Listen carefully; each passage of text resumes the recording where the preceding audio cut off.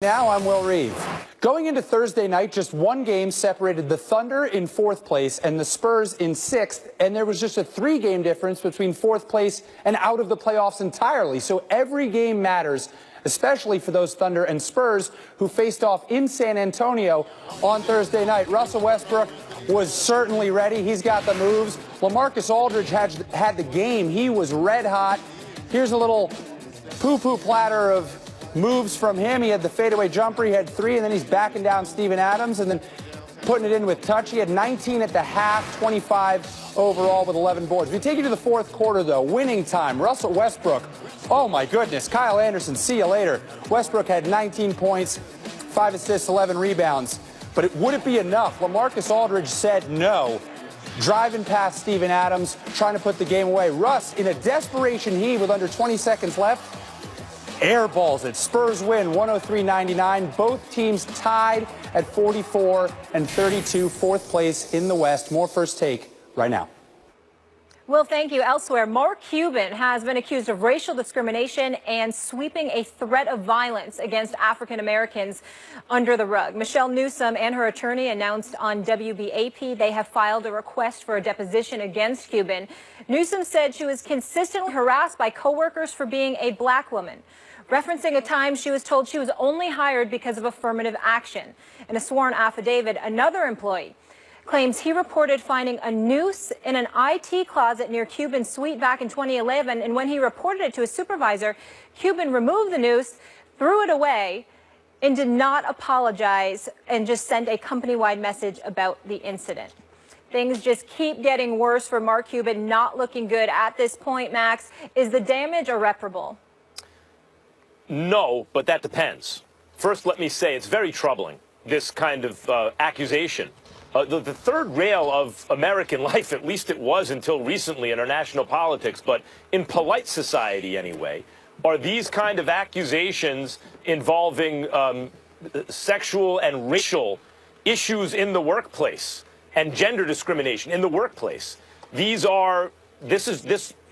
should still be in polite society the third rail of American life. And there's been an accumulation of accusation and suspicion around Mark Cuban.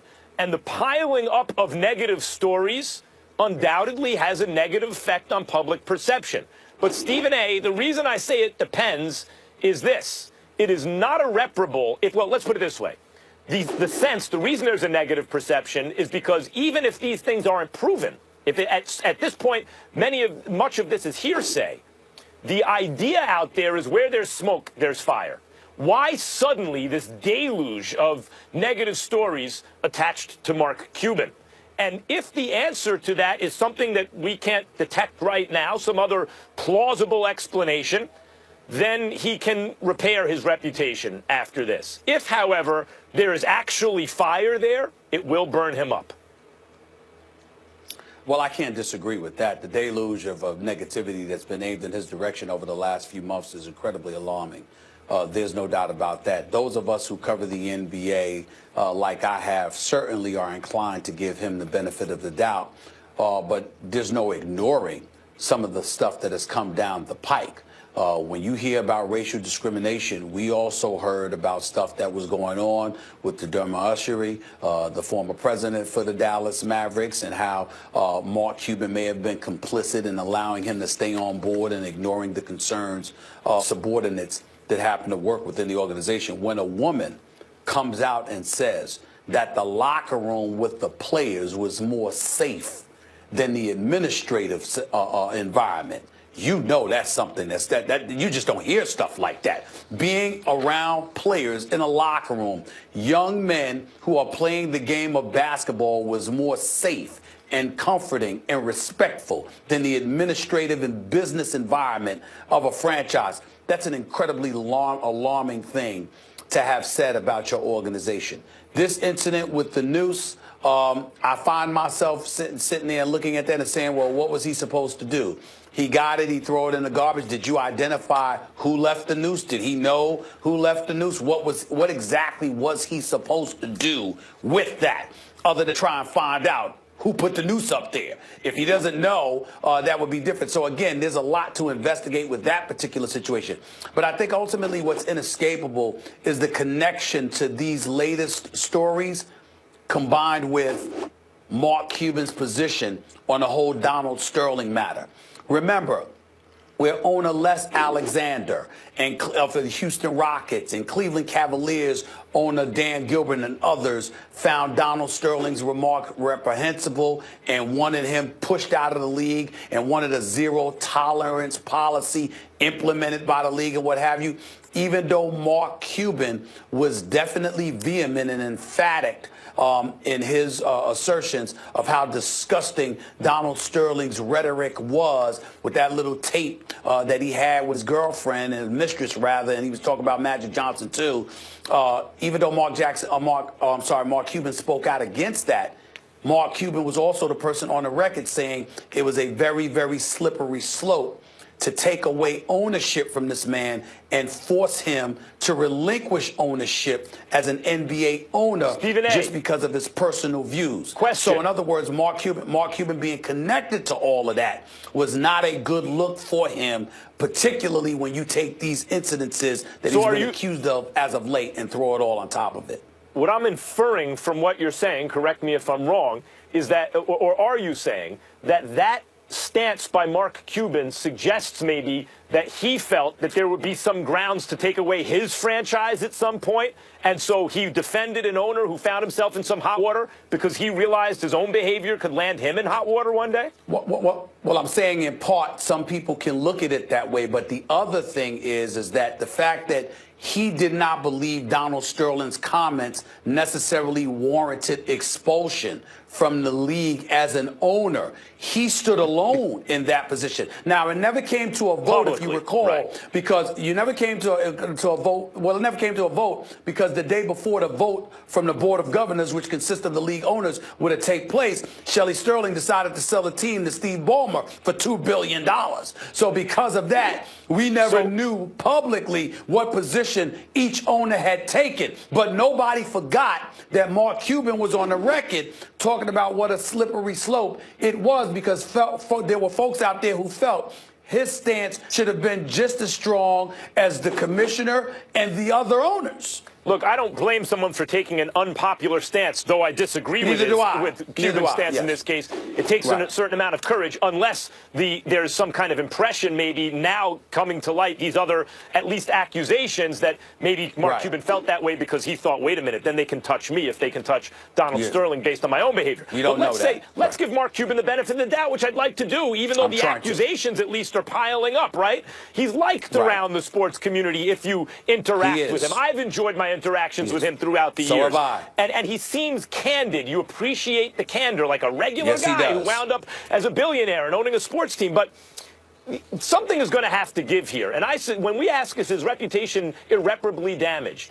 I would say this. The part that will be irreparably damaged is this carefully cultivated, maybe, brand of his being a hands-on, approachable boss, right?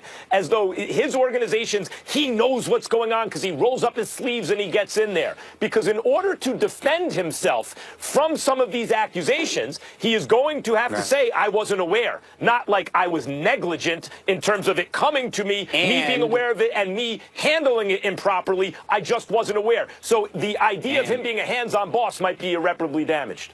Well, listen, I will tell you this. He's always been somebody who's candid, relatively in your face, doesn't back up from anything.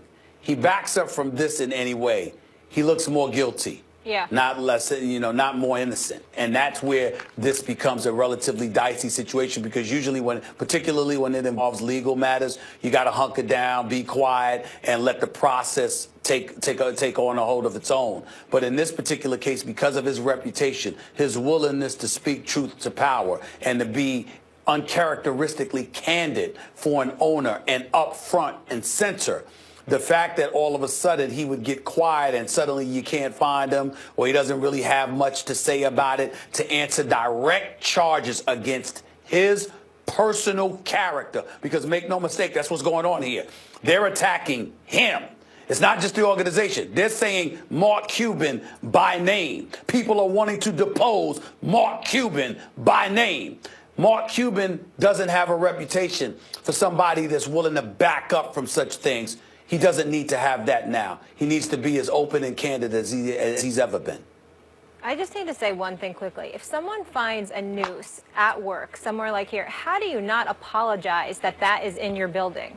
How do you not say, I'm sorry, it's inappropriate? I can answer that. Please, no, yeah, I want to know. I can answer that. First of all, that's their assertion. We haven't heard from Mark Cuban, number one. Number two, was Mark Cuban told specifically who did it?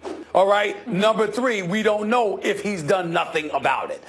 Those are the three questions. I get based it. on the assertion, the allegation. By the way, forget where it is. You should be like, this should never be in our building. Yeah. I'm glad you brought that up, Molly, because then there's also the issue, if true, who would leave, given the history of our country and lynchings, etc., who would leave in a black woman in the workplace, leave a noose?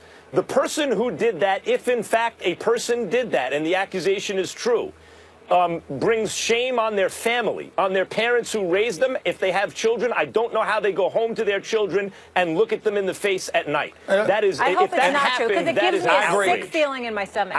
I agree, and it gives us all a sick feeling in our stomach. But I do think that it's something I'm going to say that I don't hear people saying enough. If someone that happens to come from the African-American community does something heinous and disgusting or whatever the case may be, I feel no need to apologize. That was them. That ain't me. Now, if I'm the boss, I might sit up there and say, this is disgusting. I'm sick to my stomach that something like this would happen. Okay? But I'm certainly not going to feel responsible. I'm not going to sweep it under the rug, but I'm not going to feel responsible for something somebody else did. Yes, but you can say, I'm disappointed. We don't know he didn't do that. I'm going to get to the bottom of this, and this is not a reflection of our organization. Sure. Just we don't know if he didn't do that. We don't know if he didn't do that. According to the report, it didn't. But you're right. We have to wait for the whole story, both sides. All right, coming up next, guys, Chef Curry will be cooking up some hot takes for us. Does he want to see LeBron in the finals again or someone else? Don't miss our interview with him right after the break.